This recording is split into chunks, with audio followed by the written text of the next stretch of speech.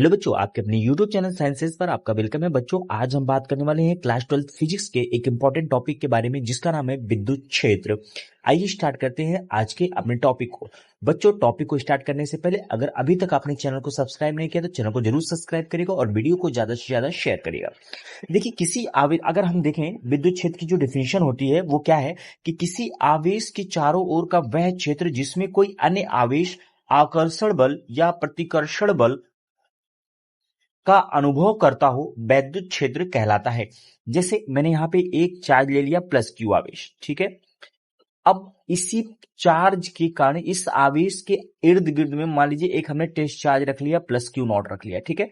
तो जैसे ये चार्ज इसके पास में आएगा, इस पे एक फोर्स महसूस होगा। क्या महसूस होगा? एक फोर्स महसूस होगा। अब वो फोर्स चाहे आकर्षण बल हो सकता है, चाहे प्रतिकर्षण बल हो सकता है, ठीक है। तो इसी को हम विद्युत क्षेत्र कहते हैं। क्या कहते हैं? विद्युत क्षेत्र। वैद्युत क्षेत्र रेखाएं क्या होती हैं, आइए देखते हैं। वैद्युत क्षेत्र रेखा जो होती है, वैद्युत बल रेखा वैद्युत क्षेत्र में खींची गई वह काल्पनिक निष्कोण वक्र है जिस पर एक स्वतंत्र पृथक्कृत यानी अकेला कोई एकांक धनावेश क्या करता है, चलता है, ठीक है। तो वैद्युत बल रेखा वैद्युत क्षेत्र में खींची गई वह काल्पनिक निष्कोण वक्र है जिस पर एक स्वतंत्र पृथक्कृत एकांक धन आवेश क्या करता है, मूव करता है, चलता है। अगला जो इसी से रिलेटेड टॉपिक है बच्चों है वैद्युत बल रेखाओं के गुण, यानी feature of electric line of forces, ठीक है। Feature of electric line of forces यानी वैद्युत बल रेखाओं के गुण क्या है, ये आपके बोर्ड परीक्षा में बहुत इंपॉर्टेंट है, ये लगातार पूछे जाते हैं। आइए एक एक करके देखते हैं। पहला है, ये रेखाएं धन आवेश से चलकर ऋण आवेश पर समाप्त होती हैं, ठीक है। ये रेखाएं धन आवेश से चलकर ऋण आवेश पर समाप्त होती हैं, मतलब एक प्लस चार्ज है, दूसरा माइनस चार्ज है।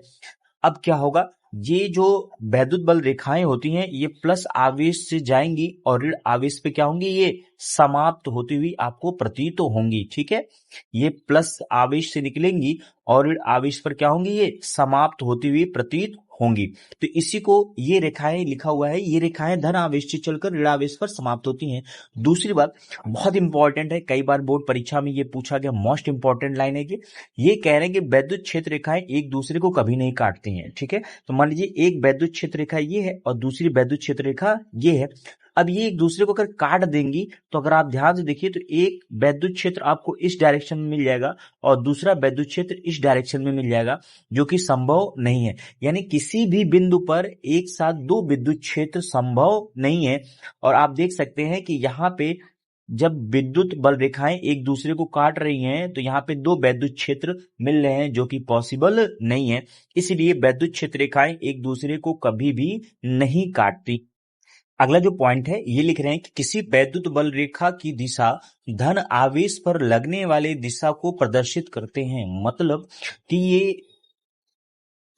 क्योंकि बल जो है वो एक सदिश राशि है तो वो कोई ना कोई दिशा निर्धारित करेगा, तो इसीलिए किसी वैद्युत बल रेखा की दिशा में यानी जो धन आवेश लगने वाला बल होगा वो दिशा को प्रदर्शित करेगा। अगला जो पॉइंट है बच्चों वो है वैद्युत बल रेखाएं लचकदार डोरी की तरह सिकुड़ने का प्रयास करती हैं, यही कारण है कि विपरीत आवेशों के बीच आकर्षण बल लगता है। ये पॉइंट आपको याद करने की आवश्यकता है।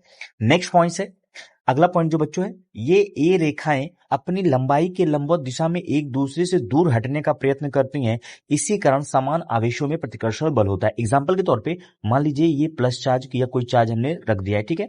यहाँ पे ये लाइन इधर विद्युत बल रेखा जा रही है और दूसरी वाली जो जा रही है वो इधर जा रही है।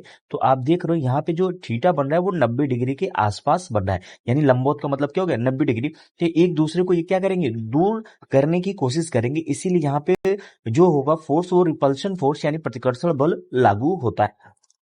बच्चों, हमारा जो नेक्स्ट पॉइंट है वो है वैद्युत क्षेत्र की तीव्रता यानी इंटेंसिटी ऑफ इलेक्ट्रिक फील्ड, ठीक है। वैद्युत क्षेत्र की तीव्रता या इंटेंसिटी ऑफ इलेक्ट्रिक फील्ड क्या होता है इसके बारे में देखना है। तो ध्यान समझिएगा कि वैद्युत क्षेत्र में स्थित किसी बिंदु पर एकांक परीक्षण धनावेश पर लगने वाला बल तथा उस परीक्षण आवेश के अनुपात को उस बिंदु पर वैद्युत क्षेत्र की तीव्रता कहते हैं। यानी ये कह रहे हैं कि कोई बिंदु, कोई एक वैद्युत क्षेत्र है, ठीक है। ये एक वैद्युत क्षेत्र हम ले लेते हैं, ठीक है, ई ले लेते हैं और यहाँ पे मान लीजिए कोई एक परीक्षण धन आवेश रख देते हैं, ठीक है। इस पे कुछ ना कुछ फोर्स लगेगा, ये प्लस चार्ज है, इसके कारण इधर एक फोर्स अप्लाई होगा ठीक है, यानी फोर्स लगेगा, तो उस परीक्षण आवेश के अनुपात को उस बिंदु पर वैद्युत क्षेत्र की तीव्रता कहेंगे। यानी कहने का मतलब जो लगने वाला बल है और जो परीक्षण आवेश है, ठीक है, इसी के अनुपात को हम वैद्युत क्षेत्र की तीव्रता कहते हैं।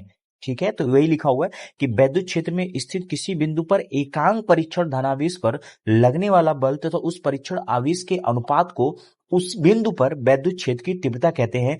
इसको बच्चों हम कैपिटल ई से, यानी वेक्टर ई, जब ई के ऊपर तीर का निशान हो तो उसको वेक्टर ई पढ़ते हैं, इसे ई से प्रदर्शित करते हैं। और वैद्युत क्षेत्र की तीव्रता जो होती है वो एक सदिश राशि है, इसलिए जो फॉर्मूला आपके सामने बन के आया E बराबर एफ अपॉन क्यू नॉट।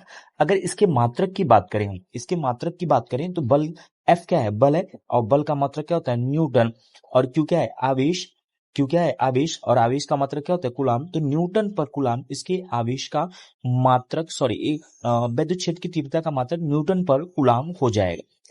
अगर हम इसके वैद्युत क्षेत्र की तीव्रता के बीमा के बारे में बात करें तो देख सकते हैं इसको निकालेंगे कैसे, यानी वैद्युत क्षेत्र की बीमा, ई की बीमा बराबर, क्योंकि फॉर्मूला से एक बार देख लीजिए, ई बराबर एफ अपान क्यू नॉट होता है। ई बराबर क्या होता है, एफ अपान क्यू नॉट।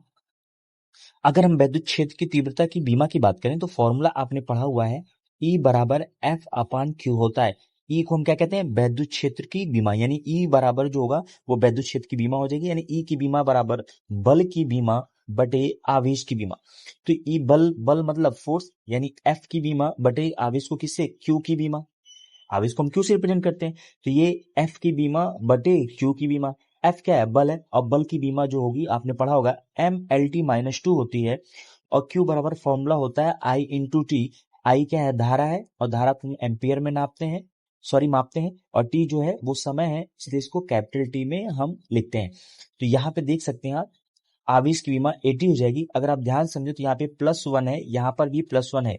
अब अगर इसको हम ऊपर लेके जाएंगे तो ये जो +1 होगा ये किस में कन्वर्ट हो जाएगा, -1 में कन्वर्ट हो जाएगा।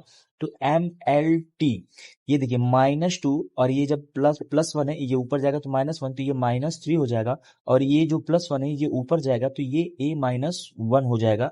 यानी आप देख सकते हैं वैद्युत क्षेत्र की तीव्रता का बीमा